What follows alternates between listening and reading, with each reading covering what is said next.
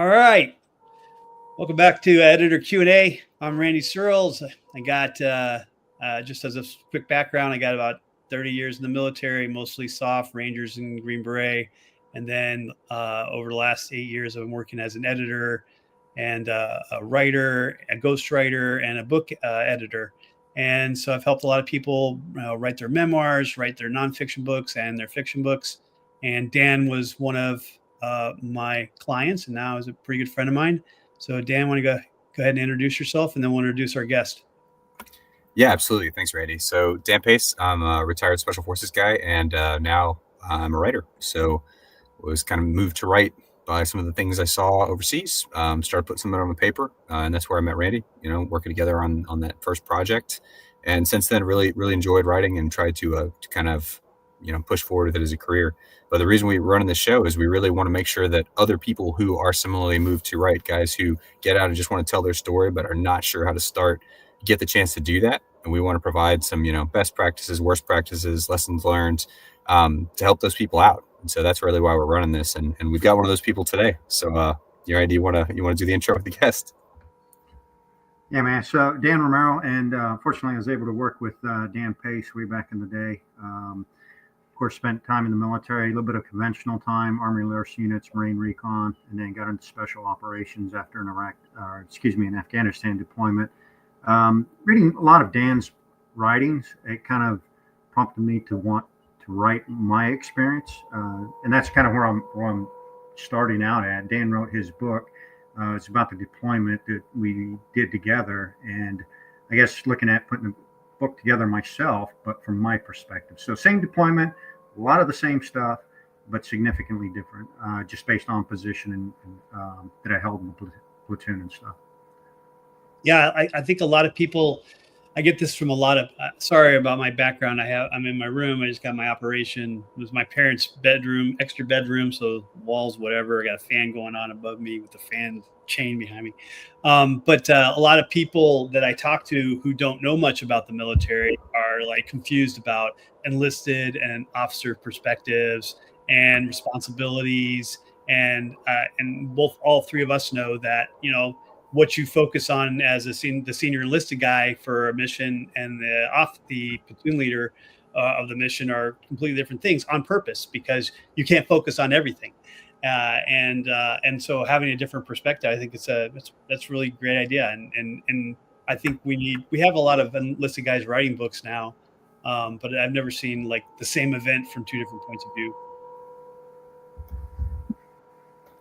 To me, that's huge. Like one thing that's been really revealing about writing, and I think it wasn't obvious when I first started, I think it's probably not obvious to a lot of guys either, is that when you see a lot of these events, you really see it through a soda straw. I mean, the analogy I would use is like it's the old PBS 7 Bravos, right? Where you got this stupid monocular night vision, like right here, and all you can see is, 4-degree field of view that is green and fuzzy. And that's like every firefight or every event I was ever in. The second I talk about it with somebody else, I realize how differently we saw the same exact experience. And when you start writing it down and then you have somebody else review it, that becomes immediately apparent. Guys are like, that's not what I remember about that. Like, were we there? Were we at the same event? You're like, well, yeah, you were. It's just the way your brain works under stress is it's really going to prioritize what it thinks is absolutely important. You're going to try and maintain SA, but a lot of times you're really just seeing what you see on your sites. And when you start kind of compiling those points of view, you get a more holistic look. And so I think there's a huge value in as many people as possible really writing down their firsthand accounts of what they saw, in combat or in the military or whatever, so that in the future people can actually take these and kind of triangulate truth out of them, or at least as much truth as you can gain. So yeah, I think the project's awesome. And when you first said you wanted to do it, Dan, the first thing I thought was like, well, we got to get you on. We got to get you starting to talk with Randy, because a lot of his initial shaping questions are what kind of, I guess, drove my book to be at least as good as it got. And that's been super helpful, because it's hard to start when you haven't done it before. And I thought getting to talk to him would be an awesome chance. Yeah, no, and I think it's awesome being able to do this. I really appreciate you having me on, Randy. I think it's awesome, and just working with Dan on his book, helping him out, and just remembering certain things, but also looking at it I go back to the perspective we were talking about earlier. If you're in a position, say you're a 50 cal gunner, and you're focused on fighting that fight. But then if you have another guy that's a leader and he's focused on, say, that entire platoon, he sees a lot more, gathers a lot more, put it together, be able to go out and do stuff. Plus, we also had, you get into stuff like economy of force, and now you have the platoon that's split up. Half of it goes out, half stays back in, just so you don't wear people down. So you get completely different experiences out of that. But being able to put it together, work with somebody that's actually written a book and about that specific deployment, and then coming from my perspective saying, hey, man, here's what I want to do, and just do this dump on it and start saying, okay, here's what I want to write about. And how and where do I start? Because Dan started at a very different place than where I started, and then how we met up. Basically, I came into the platoon, put it together, and then start writing. So, I could start with like my initial questions that I talk with clients. If you want me to start there, Dan, or do you have specific questions you want to ask me or Dan? You probably already asked them all to Dan already, but what do you think? Well, I guess part of it too is the audience and what helps them out as well, because it's not just about me. But maybe you start from how you deal with clients, and start asking the questions and go from there, because it's a learning experience on my part. Sure. And then I think it'd be great if we do that. All right, sure. So we've talked about Dan. Well, we'll call Dan P. Danny O. Is Danny?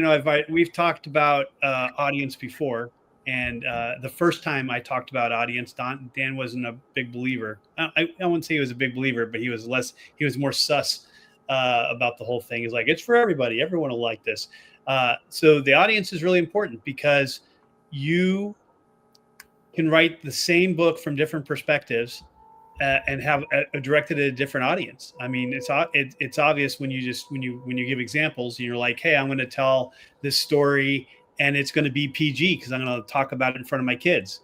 If you're just going to tell a story to your family, and then there's another story which has a little bit of more selective scenes that were kept out of when the kids went to bed. After the kids went to bed, you're like, let me tell you the rest of that story. So that it's as simple as that. As when you tell your story, Romero, you got a nickname, Dan? Yeah, we'll go with Romero. Romero's fine. Yeah. Romero. Otherwise, I'm just going to get confused myself. Yeah. So when you write your story, right, you want especially since you're writing nonfiction, you want the introduction to speak to that audience and say, look, we haven't talked about your book yet, so I don't know anything about it, and we're going to talk about it in a minute. But basically, you want to either inform them or give them skills that they didn't have before by the end of the book. And so you want to, in the introduction, you want to be it's all on the table. You don't want to surprise them. You want to tell them, hey, this is my lived experience in Iraq, and it's not everyone's experience that went to Iraq. It's different, and we learned different lessons. Okay, and you as if you're going to, and so whoever your reader is, you will learn from this book, because what I'm going to tell you in this book is going to apply to your life in some way. Because readers are selfish. The reader doesn't want to read about Romero. Most of them. Your family does. Your friends do. Okay. But the average reader is not going through Barnes and Noble's like, I'm going to go pick up another good memoir today and figure out, what happened to some other dude I don't know. Most people don't do that. There isn't voracious memoir readers. Now, there's probably a few out there, but most people don't do that. They pick up a book because they think that they're going to be moved by it, or they're going to learn from it, or they're going to get some new perspective that they didn't have before, and understand something better. And so you have to tell them what that's going to do. You have to entice them with your Amazon description, with the back of your book in the bookstore, and then in the introduction, which is what they may turn the page to if they pick it up off the shelf. You got to say, hey, this is you.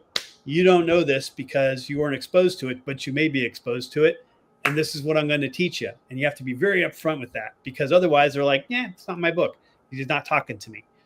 And so and when people say I write it for everybody, it's not true, because I tell this story to Dan before, where this general came to me. He was a 3-star general. He was in charge of the 82nd Uh, um, his name was General Johnson, and he was charged 82nd during Just Cause and Desert Storm. And but he wasn't Schwarzkopf, right? He was a 3-star under Schwarzkopf, and he was in Desert Storm with the 82nd, and had a great career. He went to Vietnam as a lieutenant, or I think, and he went to Ranger School, and he went to Airborne School, and he was airborne all the way. In fact, you know, most of his book is about his airborne life and lifestyle and thoughts process. And he had written this book. It'd taken him a while to write this book, 10 or 15 years. And he gave me the book. It's like, hey, I want to know what's my next steps. You want to edit it? Can you look at it? So I gave it to me, and I read like half of it. And I real quick. And then we had a discussion, and I was like, look, who are you writing this for? Well, everyone will get something from it. Well, sir, that's not completely true. He was like, what do you mean? I was like, is Private Joe Snuffy going to want to read this book? What's he going to get out of this? Because it's about West Point, and it's about, all the, your platoon leader and all your, what's Joe Snuffy? Is Joe Snuffy going to pick up this book and enjoy it? Is he going to learn anything? Well, maybe it's not for Joe Snuffy. Okay. Right. So is it for Sergeant Smith? What's Sergeant Smith going to get out of it at the squad level? Is he going to learn something from this? Well, there's like one chapter. I was like, so one chapter out of a $30 book is going to apply to Sergeant Smith. Is Sergeant Smith going to be happy when he pays $30 to pick up your book and read through it and finally find that one chapter where he's like, that was good stuff? No, he's not. All right. What about your peers? What about General Schwarzkopf? Is he going to enjoy this book? Are any of the 3 or 4 stars that are in the GWAT going to read this book? Or are they going to be like, I'm beyond this. This was 10 years ago. We're in GWAT. Things have changed so much. We got drones, had worse. What are we teaching? Yours is a memoir from like soup to nuts of your life. Are they going to be interested in all that stuff? Are they going to, or do you want to direct this for teaching, I don't know, new lieutenants about leadership, no matter what time it is, timeless lessons about honor and integrity and making good, hard decisions and things like that. That's a book that stands time. A memoir doesn't usually stand time because it's focused on the past, and things change so much, especially in the military with technology and new strategies and things like that. So we had to talk through this before, he kind of became aware that, yes, okay, you're right. It's not for everybody, but who is this for? Who is your book, Ramiro? Who is your book for? Who will pick this book up in a bookstore and go, you're going to have to tag it on the front cover with the title, the photo, and the subtitle. And they're going to go, hey, that I might be interested in that. Let me see what it's about and read the back. And then you're going to have to grab them with the back. And they're like, let me read the introduction. I'm kind of intrigued. And they're like, yep, I'm the guy. I'm that guy.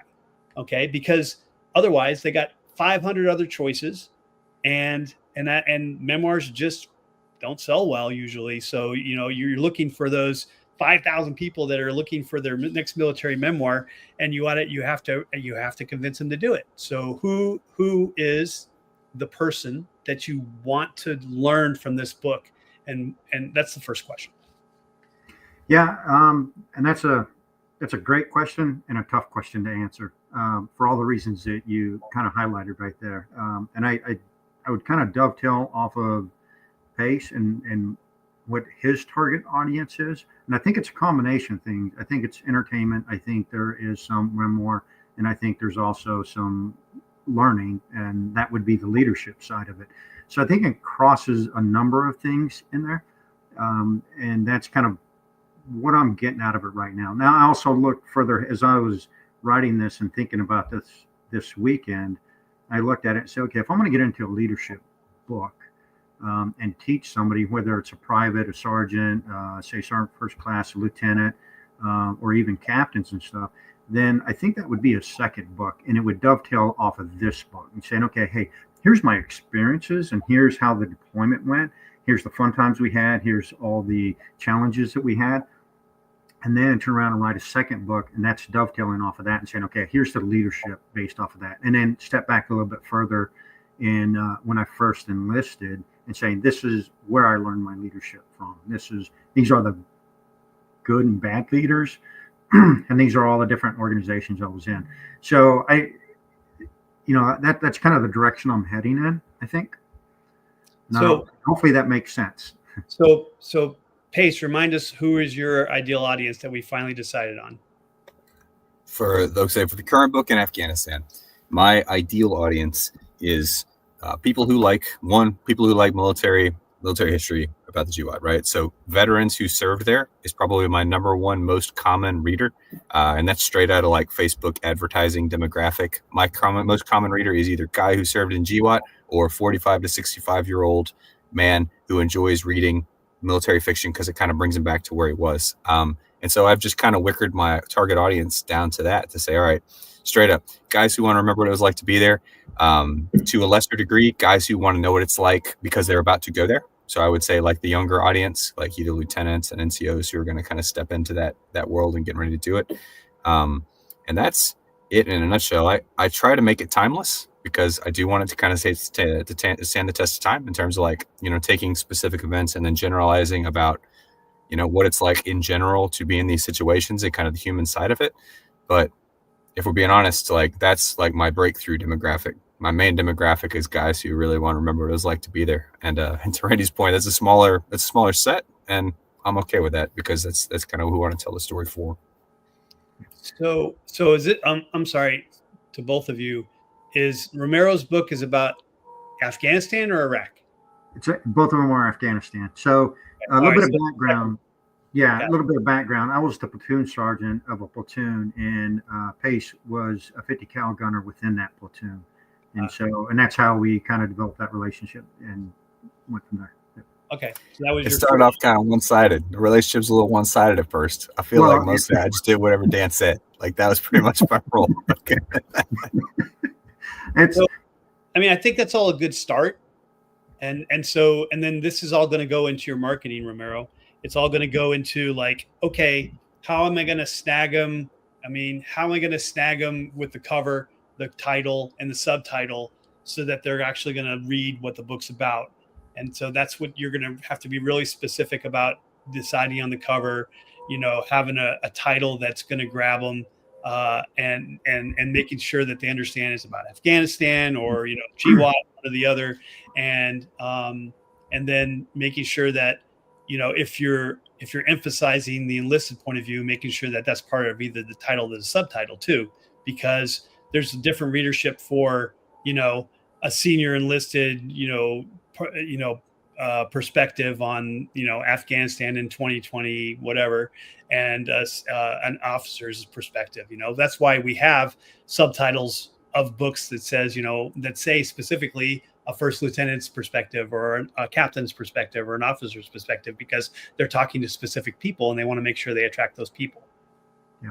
So real quick on that, because I figured out a title to it, and it's based off of just one of those dumb events that happens while you're on a deployment. And it was with another guy in our platoon, and he was basically walking with some 2 cases of water, and just out of nowhere he trips and he drops these cases of water, and there's bottles of water all over the ground and everything. And I was holding the door open for him, and we both looked at each other, and I just said, "What'd you do?" And that's kind of been with us since 2003, so it's "What'd you do?" Is the title. And the first paragraph, the first paragraph is, hey, it's referencing Pace's book. And it kind of goes into a little bit about that. It's just a very short paragraph. But then the next paragraph is explaining where "What'd you do" came from. And just highlights that, which is going to be later on in the story in the book in more detail. Yeah. So that's an interesting title if you have a good subtitle and a good cover, so that we know, where this is taking place, Afghanistan, GWAT era, and we know that what we're going to find inside the book from the subtitle. You can have interesting titles like that, but you're going to have to make sure that you have on the front page, you have to grab them. You have to grab your ideal reader on the front page. Okay. Otherwise they won't pick it up. They won't turn the page. They won't go to the link and read your Amazon description. So you really have that subtitle, "What'd you do?"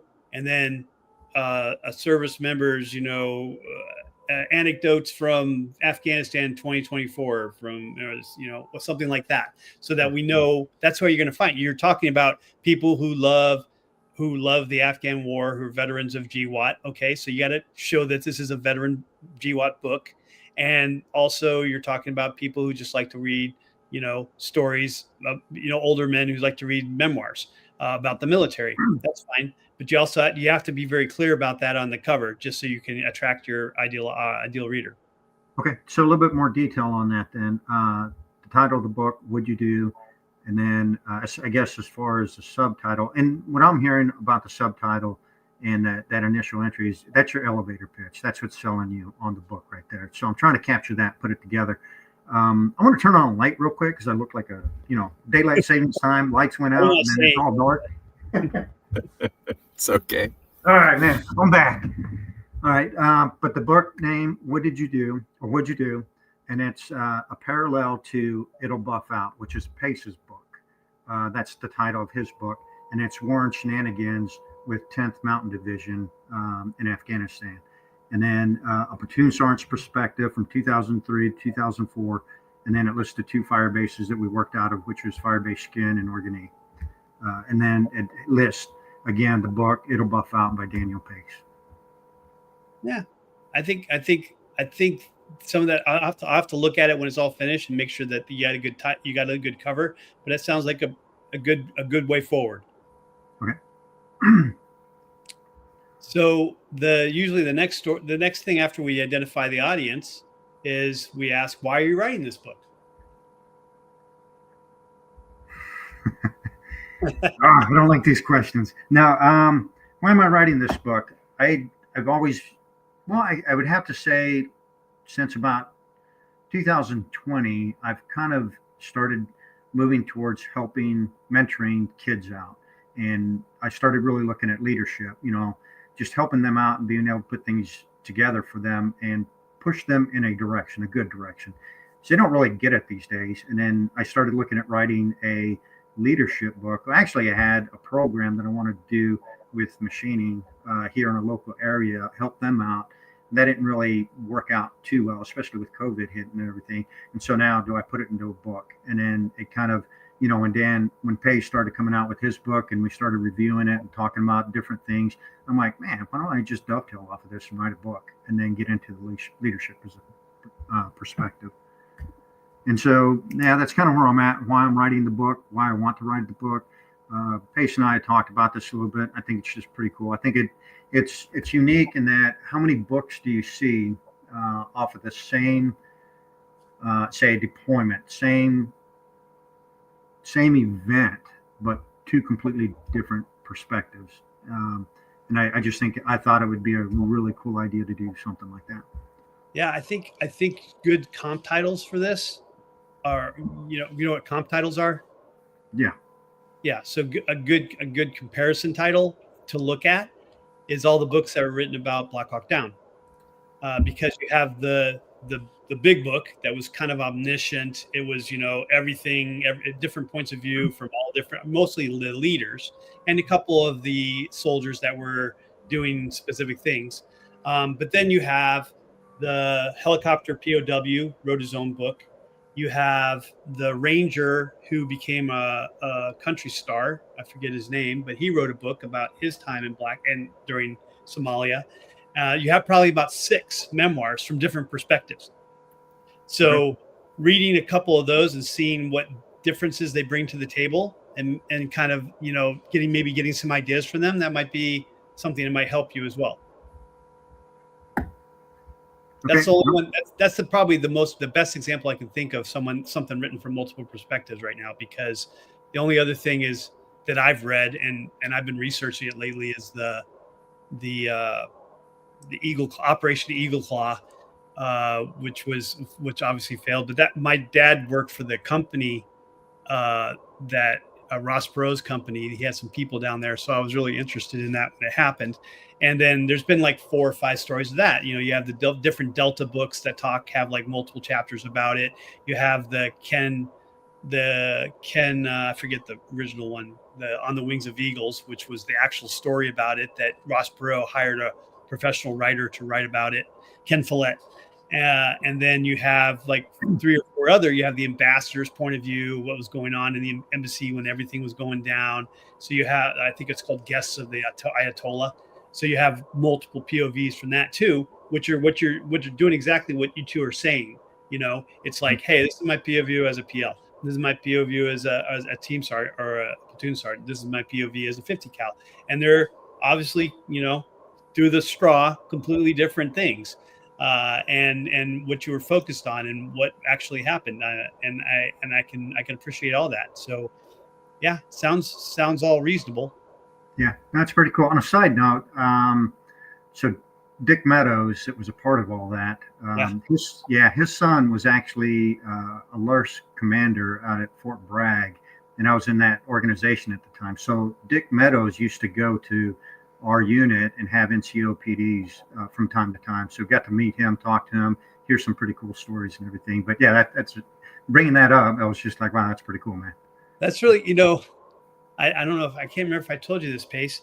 I was researching writing like an alternate ending to Operation Eagle Claw, like what happened if they decided to go in with not enough helicopters and stuff. And I was trying to put a story together. And while I was researching it, everything I ever said, like I know the people from my dad's company that were captured. I know their children. And I went to one of the guys' funerals, one of the guys that went in to rescue his friends with Colonel, what was that guy from Vietnam that did the POW rescue? Bull Simons. Bull Simons, right. So Ross Perot, got Bull Simons to lead the rescue for his guys out of Iran. I don't know if you know this, Romero. There's a single sentence in the Wikipedia on the Wings of Eagles on the Wikipedia page that says that Meadows was rumored to be a part of that rescue too, but I've never heard anyone mention it in person out of all the people I've spoken to, and there was Bull Simons there, and there was like these other three guys that were snuck into the country to help bust them out of the prison they were in. And no one's ever mentioned Meadows, but it would make such a perfect story and it would make perfect sense that, later on he would do the recon for Operation Eagle Claw into Iran for those guys. If he'd already been there and helped those other guys out, that would make perfect sense. Right.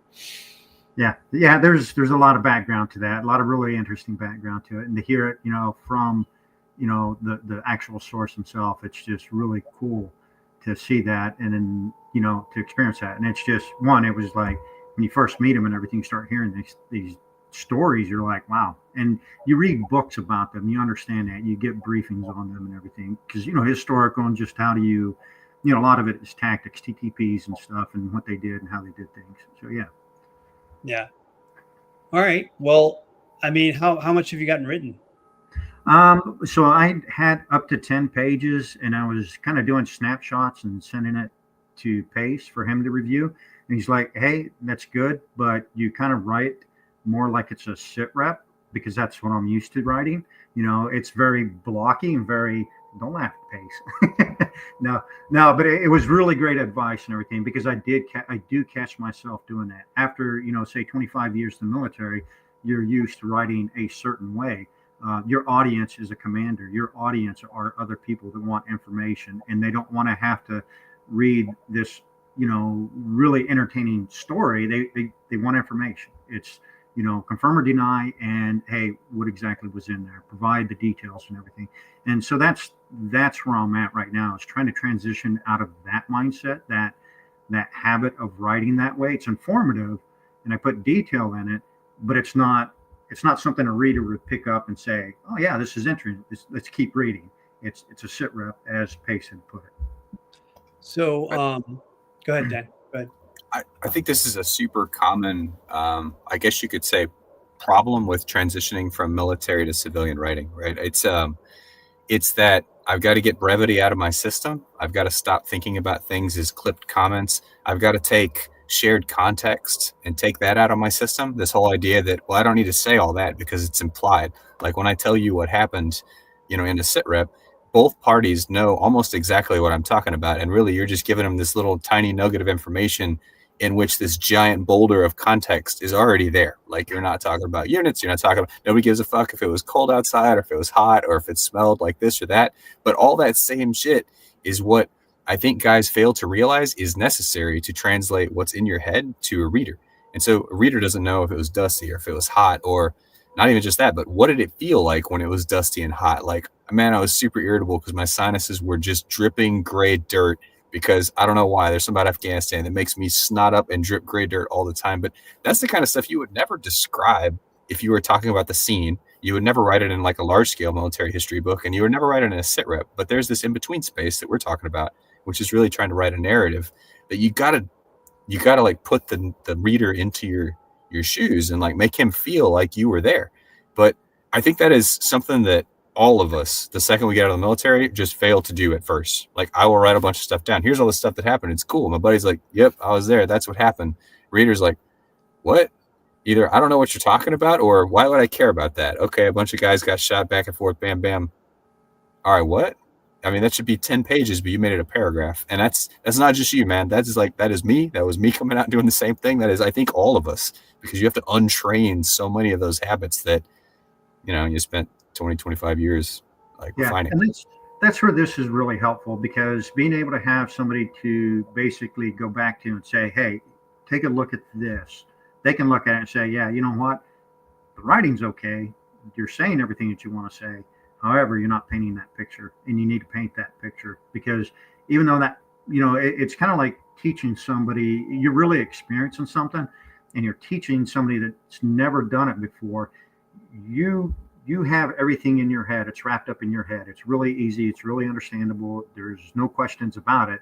But you oftentimes you forget that, hey, that person you're teaching has absolutely no reference point, no clue. And you kind of have to step back at that level and say, you present that picture and you go back to the very, very basics of everything. And I think that's what my struggle right now in putting that down and painting that picture. Not too much detail, and the next thing you know, you have 20 pages worth of one little incident. It's and kind of narrowing it down and saying, okay, hey, here's what I want to do. Make it interesting, make it clear, and make it make sense. So one of the other things, those are all good points. One of the other things that military guys coming out of the military don't do very well is they tend to tell rather than show. Yeah. And so you end up telling all the things that happened, but it's not as exciting as if you put the reader into the driver's seat, for lack of a better word, with the protagonist, and they were experiencing it with the protagonist. And this is, it's hard to do. It's a skill you can learn. Don't get me wrong. And I do that. I teach this. And also, Ramiro, we can talk offline, and I can give you a couple classes to help you on your way that direction if you'd like. But basically,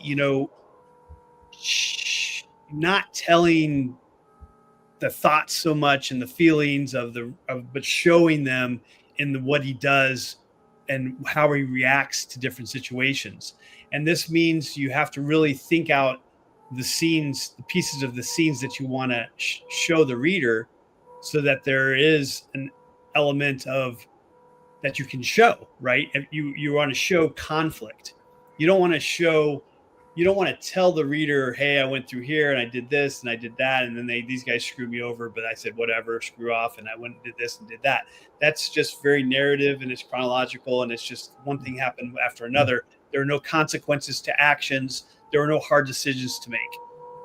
The best memoirs break the memoir down into scenes or chapters where the author, the narrator, is making hard decisions. It's the hard decisions in his life that define his character to the reader, and show the reader what's important to you, the narrator, the author.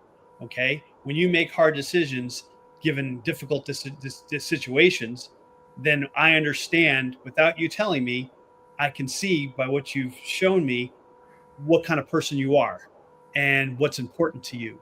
And then that kind of filters throughout the rest of the book. Yeah. So I like how you explain that. and it's very helpful. I start the book out me being in Iraq. I started out in Iraq with the Lurch team, and nothing was going on at the time. It was before the surge, before all the fighting and everything. And it was shortly after forces pushed through Iraq. I ended up in Mosul. We were basically guarding the cashiers where they're handing out cash at parks and everything, and also setting up stations where people could basically come and exchange their propane tanks for cooking and go. And so I'm trying to show that boredom, that like, okay, great, we pushed through Iraq, nothing really happened. It was quick, easy, and there was a couple of incidents in it, but I don't want to get into the Iraq thing. I just want to show that boredom, and then the conflict with the leadership saying, hey, I want to go back, redeploy to the States, because I heard 10th Mountain is sending people to Afghanistan and they're fighting currently.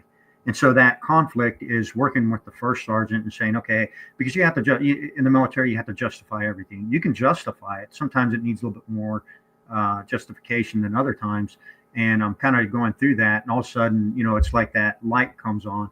And I realized the concern of that first sergeant saying, okay, hey, I got a ton of people that want to go back to the States. Heck, even I want to go back to the States. Why do I need to send you back to the States? And the light clicked on for me. And it's like, I got it now. I want to go back, not to go back to the States, but because I want to jump on to another organization and immediately deploy to Afghanistan.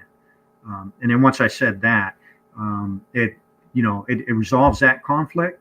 And then I automatically jump back to, hey, I'm back in Fort Drum. So I left it off like, hey, I figured out how to get my way back to the States.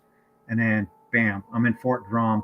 And then there's conflict within that. Things are going well, things are going straight, but then they kind of take a turn for the worse for a lot of different reasons that we can get into. But I'm trying to build that up, all the conflict, resolving the conflict, and then next thing you know, eventually I end up as the platoon sergeant for that specific platoon. So let's take that. Dan, go ahead. You got something? Just a quick one, because when you're saying this, what I hear is, like, when I hear it kind of painted in my head, I'm like, all right, so going into this Iraq scene, you're like this Marine recon dude, like, let's say a very squared away and aggressive person in like military context, right? You're young, you want to get into the war just kicked off in all these different theaters. I want to go kill a bunch of motherfuckers. I want to go kill some people. This is who I am identifying to. And then fast forward, you get there and you're like, what the fuck am I doing right now? I'm sitting here handing out stupid shit. I'm pulling security. I don't care about any of this stuff I'm doing. Meanwhile, over there's this war. I think this is a theme that a lot of soldiers and a lot of people can empathize with, is like, I signed up to do this thing. I've been practicing to do this thing. I get over here, I'm like, what am I doing right now? And everywhere around you, it looks like there's people doing awesome shit and you're doing none of it. And so if you painted the scene into all of the context of building up to this hotness, like invasion's happening, everything's going awesome, and I'm stuck here. And you're like, the frustration, right? If you could paint that frustration and obstacle in the way to get here and jump into the next thing, like, to me, that's a really engaging story the way you just told it right there. And I didn't get some of that when I was first reading it, and so that context helps kind of understand where you're coming from. But that's all I had, Randy. No, you're right. It's kind of flat in there, and I'm trying to figure out how to extract that and put that into where it is something that somebody's interested in, but not get so much into the story of Iraq, because the bulk of the story, the real story, is Afghanistan.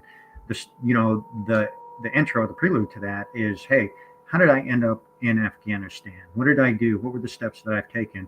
A little bit more context behind that story is I immediately redeployed to Fort Drum. I seek out 187. I get a letter of, I actually talked to a battalion sergeant major to get the letter of release so I can go to this unit, get orders and everything. And I talked to the sergeant major. The sergeant major puts me as the AT platoon, anti-tank platoon sergeant. And I'm thinking, man, I want to be a line platoon sergeant. I want to go out there, get on the ground, go fight. Kind of like Pace was saying. And then here I am with vehicles and heavy weapons and supporting. And then, oh, by the way, the whole unit, the brigade and everybody goes on leave, and I'm stuck there and I don't have orders. So I fight my way into pre-deployment. I get all my, you do all your medical, dental, vision, everything you're supposed to be doing for pre-deployment, get all that knocked out. And then I decided to take a little bit of leave because I've been deployed to Iraq the whole time. I had a few days in there, and then the unit comes back, 187 comes back, and then they deploy. And then I get a phone call from the brigade sergeant major, and he's ripping me a new asshole, just ripping me about how I'm not doing my job. And I went and asked them for a job so I could deploy with them. I try to speak. He tells me to shut up, and then I turn around, let him speak, and then he asks me if I have any questions. Rhetorical question. I wasn't supposed to have any questions, but I turned around and said, "Hey, Sergeant Major, everything that you told me to do is already done. The one thing I can't do is I can't go to your unit because I have no orders." And everybody was on leave, no orders. And so he's like, "Well, you're a fine young American. Come on down, we'll get you orders." Switches just like that, And then I get the orders. Everything's looking good again. And then next thing you know, another E7 senior to me comes in, and the battalion sergeant major, because I didn't do my job, what he saw, his perspective, he's like, "Well, I'm going to put this other guy in charge of that platoon." And then now I'm left going to Afghanistan, and I'm sitting in a talk in Kandahar with all the rear D, PT belts, all the ceiling, all the stuff that you just don't want to do. I'm stuck there. And then, we had the first KIAs, watching the bodies come in and do, seeing that part. And then next thing you know, that platoon sergeant that took over the platoon, he ended up getting injured. And then that night, I, ended up flying to Firebase Skin and took over the platoon. And that's where the real story begins. I mean, I say the real story begins, but the story begins, I guess, coming out of Iraq.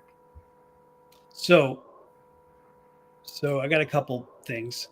One, I don't hear any hard decisions.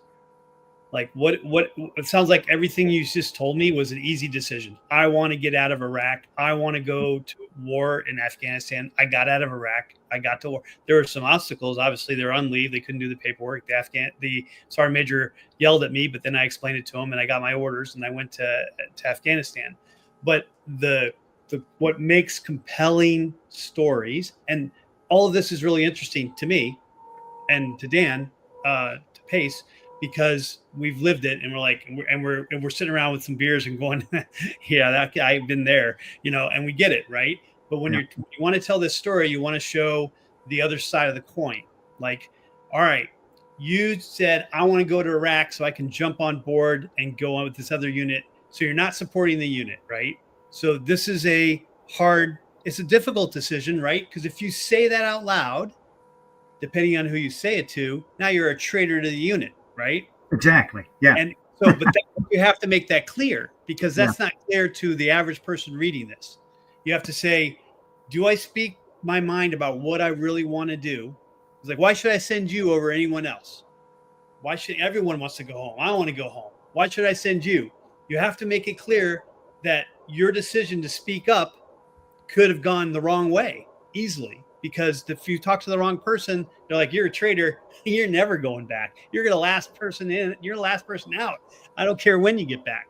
And I've being a Ranger, having gone into the Green Berets from the Rangers, I was treated like a turd. When I said, "Hey, I'm going to go to try out for the Green Berets," like, "What? You're giving up the Ranger life? You're going to be in the NBC room." And the NBC room might sound like a dream job for some people, but it was not a dream job for me. And you're punished for it, right? Right. That's right. Yeah. So you'll be able to work out and you do your own workouts and stuff, but you're no longer, part of the Rangers. Even though you're tabbed, you're down in the NBC room. That's why these are hard decisions that you need to make clear why it's a hard decision. Like, it could go the exact opposite direction. You could not get what you want.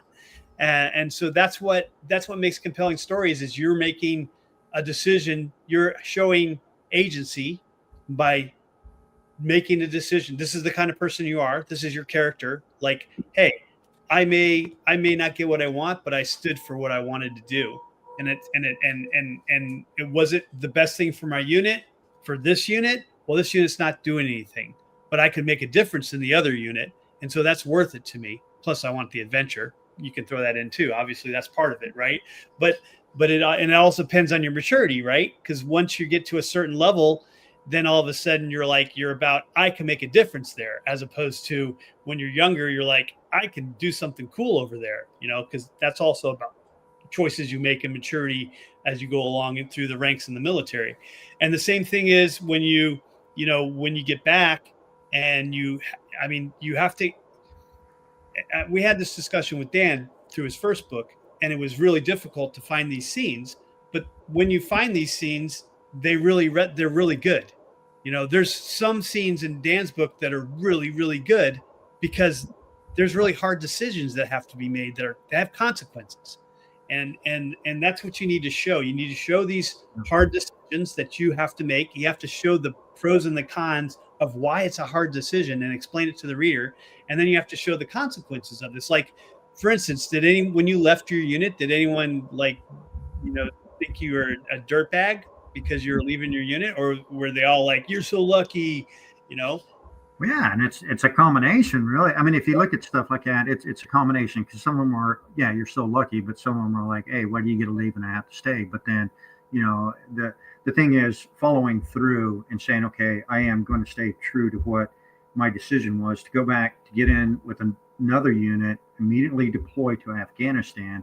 And that's a hard decision. That's something that you look at. It's a hard decision on many different levels, just even the personal level, where you come back off of the invasion of Iraq and the family's looking at it. Oh, you're back, you're safe. And then next thing you know, that's the best piece right there, right? You're making, I don't know if you talked to your wife before you made this decision and how that conversation went down, but that might be the best consequence of the discussion, right? Of like, hey, I've been here for so long, but we're not doing anything. This is boring as hell, but I'm not with my family. I'm going to go home. I'm not going to spend a lot of time with my family because I'm going to immediately go volunteer for this other unit that's going straight to Afghanistan. And now I'm going to be gone for twice as long, but I'll be doing what I'm doing. But how will that affect my relationship with my family and my kids? How's that going to affect with me emotionally, internally? And these are the consequences of your decision and of not spending time with your family, but also getting what you want.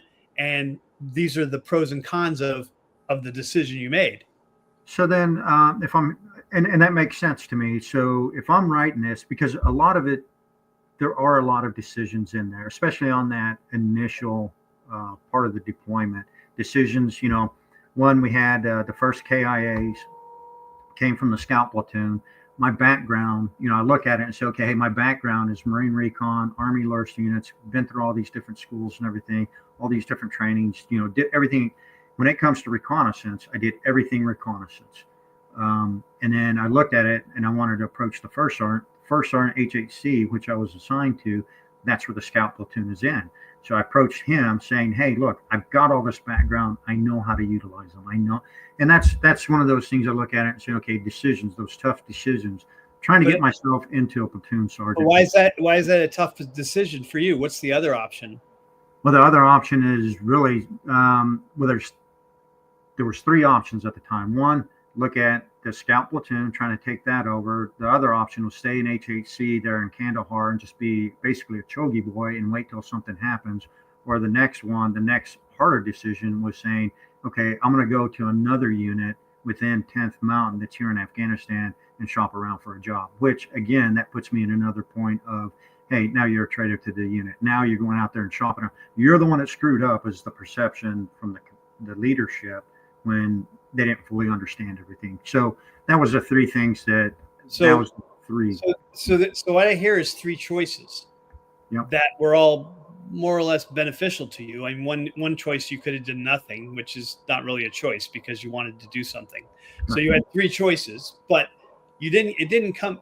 What your decision was: do I speak up or not? And the problem is, if you don't speak up, you don't get what you want, and you're not benefiting the military as good as you could. And if you do speak up, you might get what you want, and you're going to be a bigger benefit to the military. So it's not an evenly balanced decision. This is not a very good example of a hard decision, because everything's positive is on one side and everything negative is on the other side. So you're looking for places, or you're looking for things that are more balanced, or ways you can balance it. And this is why I say people when I talk about these decisions, they talk about combat decisions. I was in combat. I had to start to send this guy or to send that guy. It's like, did you really? You were fighting in combat. You were making decisions and solving problems as fast as you could, as fast as they fell in your lap. These weren't decisions that you were consciously making. You as a leader were making decisions because you knew tactics and you knew strategy and you knew the capabilities of your men and you did that. Okay. The most of the when I help people write memoirs with combat scenes in them, I'm like, the combat scenes, the decisions usually come before or after the combat, because during combat decisions, sometimes there's significant ones that you consciously made and it affects the outcome. But most of the time the combat happens and it happens to you and you're reacting to it as fast as you can. Whether I get into combat or not is a super big decision. Like, do I take them now because I don't have all my guys here and I could have some friendly fire, but if I don't, then we're going to be at a disadvantage. That's a hard decision, and there's consequences to that decision. And then there's the afterwards where you're rounding up the POWs and you're trying to figure out what they're doing and what we're going to do with them, and do we have enough food and water until someone comes and resupplies us, and all of that, and how you're going to manage that. That's also a hard decision. But the combat decisions are not really, they're life or death both sides, and they're usually made spur of the moment, reacting to something. And I don't really see those as character. They're not usually character building decisions, because you're already in combat, and you're just doing whatever you were trained to do with what you got. Sometimes I'm surprised, and some people come up with some situations like that. But the majority, I'd say 80 to 90% of the combat situations are not difficult decisions because they're what we were trained to do. It's whether we get into combat and it's what we do after a combat end up being the consequential hard decisions that get people in trouble. Yeah, let me offer one more perspective too, because I think you could honestly take a lot of what you're discussing right now and also pile it into a kind of prologue, a condensed prologue, and use it to set the conditions of, like, you open up with, I am a frustrated dude in the Jock in Kandahar. You kind of lay out the backstory of how I got to this frustrating point in Kandahar. I was going in, I was going to take combat. I'm going to take it. No, another guy came in and stole it. And then you're like, here I came here. Here's how I got here. Here's how I got this long. Because then you're painting a different thing. Instead of having this meaningful decision, you're setting the story of yourself as being the frustrated guy who's taken this long and fairly difficult road to get from Iraq to New York to here to go to combat. And you're sitting here with your thumb up your ass at Kandahar, and you're like, what the fuck? And you end the prologue with kind of the cut of like, hey, Romero, pack your shit. You're going to Shkin. And you end up with, I think, a nice way to define who you are. Because you got to, like, the readers, like, who's Dan Romero? And you're like, I'm a goddamn combat junkie. I wanted to be from Iraq. I wanted so bad to get into combat that I went all the way from another fucking theater to this theater because the combat I was in was shitty. And you're like, if you paint out that scene, you can communicate who you are. And then when you get into because, like you said, you don't want to focus on this too much because this is all like really backstory. A prologue is a good way to do that, to find who you are, and then kick the reader into like, wait, what? What the fuck just happened? Somebody guy's life shut off and you're taking over after all that. You weren't going to do it and now you are. And so I offer that as another way to kind of do this, to really bring the reader into the story. Yeah, I was going to mention that too, Romero, that maybe this isn't the start of your story because your story is about Afghanistan. So if you do that kind of a summary of why you're in this situation in the prologue, like Pace says, then you can just leap into the Afghanistan and Shin story. Yeah, and I think that's exactly what I was trying to do, was capture that, do that prologue, and actually set the conditions for it, and say, hey, look, this is instead of jumping straight into Afghanistan as the AT platoon sergeant, there's a bit of a backstory to it, an interesting one to me, and showing, it's that decision-making process and going through that frustration, still pushing through to get what you want. Unfortunately, somebody got injured. And that's what put me as that platoon sergeant. And that's where it really ties in with Pace's book and everything. But that it is a prologue, I think, that I'm trying to write. And I think Pace put it really well in what I'm trying to capture there, put it together, have that intro. And then now here's the story. Once I get my feet on the ground at Shkin, that's when it really starts. That's when it really kicks off. And that's where a lot of the decision making, and, Pace mentioned the whole contact junkie. That's a pretty interesting story, how that came out. But I want to get to those points and be able to say, hey, here's where I'm at. And one of the things that, Pace, you want to kind of open that up a little bit, and I'll explain where I was with the contact junkie, but I guess set that scene. Yeah. To me, it's walking backwards from point of frustration and then to like what your expectations were when you went into Iraq. Can I think be a nice lead into that? Like Force Recon dude, switched to the Army. The GWAT's been going on for 2 years at this point, and it's not immediately obvious to people looking back on the GWAT that lasted like 20 fucking years that during those first 2 years, enormous internal pressure to get to combat. Like I don't know about you guys, but I was like, when am I going to combat? How have I not been to war yet? It's been like 6 months and I haven't been to this war. It's Yeah. crazy. And Oh, that we kind of thought crazy, it was going to be over in like 6 months. Yeah. but that crazy making feeling is something I think people absolutely can relate to. Like you got this anticipation. Everybody's been going, I'm missing this shit. I switched services and you're in this stupid jock. And then you paint out the scene on Kandahar, which is the dumbest like purgatory hellhole ever. It's dusty. I sit here, I eat 3 meals a day and I shit in a fucking porta shitter and it's awful. And I think if you use that as the juxtaposition of like all the work you did to get to this point and how fucking much you want to go, get over to combat and kill people, and you're like, what am I doing right now? Like, to me, that's a frustration people get. Yeah. But so it is that right there. It is pushing in there and then getting into that and taking over the platoon, and then that's the bulk of the story. All the leadership decisions, the challenges, and everything, dealing with taking over a platoon. The sergeant major not really appreciating me very much because of what happened with the orders and everything, but then actually building a really good relationship with him. And, we got along great, and I could sit and talk to him at any point in time. The platoon, well, there's a lot of guys in the battalion that did not like him because he was a very straightforward, hey, look, I want to save lives. He's very, when it comes to TTPs, he was on it. And if you didn't follow it, then he was on your ass. And that's one of the things that I had to talk with him because he came up and said, hey, I'm going to go for a ride. I'm going to go on this ride with your platoon. I'm like, all right, great. Did that in a meeting, S3 meeting when we got tasked out. And then afterwards, I was like, hey, Sergeant Major, can we sit and talk for a second? He's like, yeah. And I'm like, hey, if you see something wrong going on in the platoon, come to me.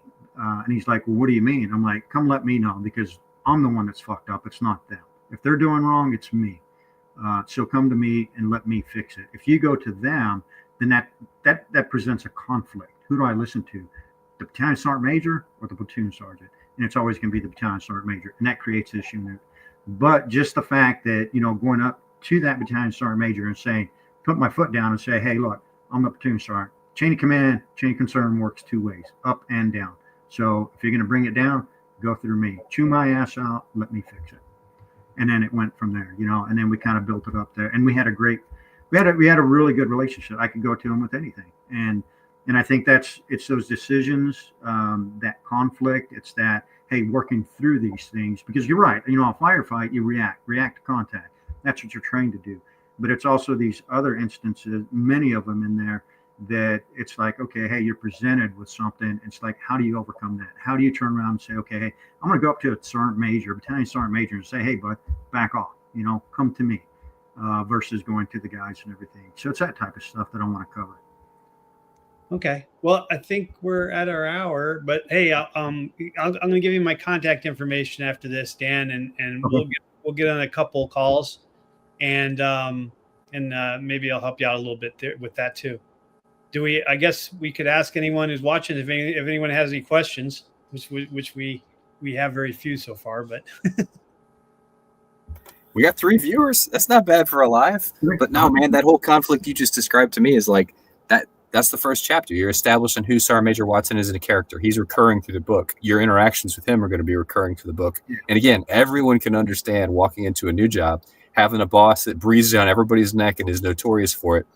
And your initial decision, like, do I stop this shit now? Do I have this confrontation up front, or is this guy just going to ride my ass and bypass me for the next 9 months? And you're like, that moment of like tension and what you've heard of, and like, God damn it, here we go. And now, I mean, people get that. I think that's very approachable and very engaging. You need to present it. That's a really good hard decision, like we were talking about. Having to confront, because now you have to have a relationship with that guy every day for the rest of your deployment. So if he's pissed off because you talk back to him, that's going to be bad, right? But if he actually understands what you're saying and does what you asked him to do, then life will be better.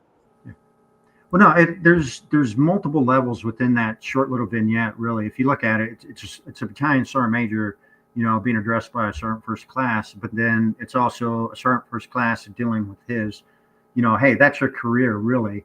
But then it's also the platoon and taking care of the platoon and making sure. So you have a lot of different levels in there, and that's why I want to bring up those type of instances. Yeah, I don't think there's enough books out there that kind of emphasize the enlisted part of everything. Yeah. I think I'll end with this other story that most people don't realize, that officers actually don't have a lot of special skills. Whenever I watch a movie, it's always this major or lieutenant colonel sniper out there by himself, taking out bad guys, but he's an Army guy, and I'm like, how many officers actually go to sniper school? I mean, I went to 2 different sniper schools and didn't see any officers there. Why? Because why would we send them to sniper school? They only serve on, operational teams for a couple of years and then they're gone. It makes no sense. And I had one of my clients wanted me to put a PJ lieutenant colonel in charge of a Ranger composite Ranger SEAL team infiltrating Syria. And I was like, no.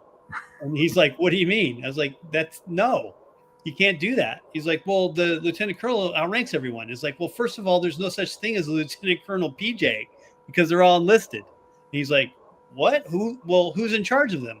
Probably a lieutenant colonel, but he's not a PJ. He doesn't go on missions. He didn't go through the training because it's 2 years of training. No officer's got time to go to 2 years of training unless they're in the Q course.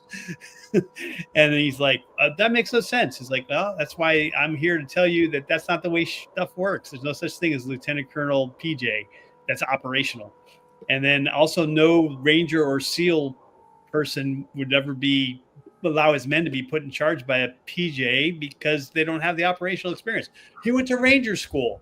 It's like, no, stop. And they just don't realize what the enlisted, the difference in the jobs. They don't understand it. So I think there needs to be more books about that, and I think this will be a good step in the right direction.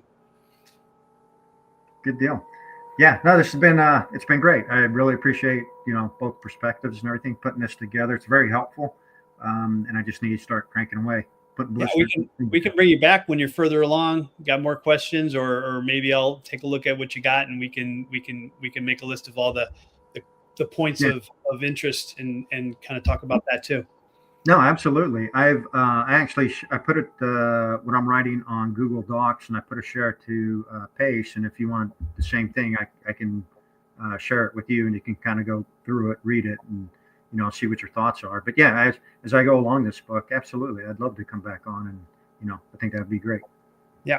All right, let's talk. We'll talk offline on that. All right, bye everyone. Till next week, and at our new time, 5:00 Eastern, 4:00 Central. A pleasure as always. Thanks for coming on, Dan. Good talking to you, Randy. Yeah, absolutely, man. All right.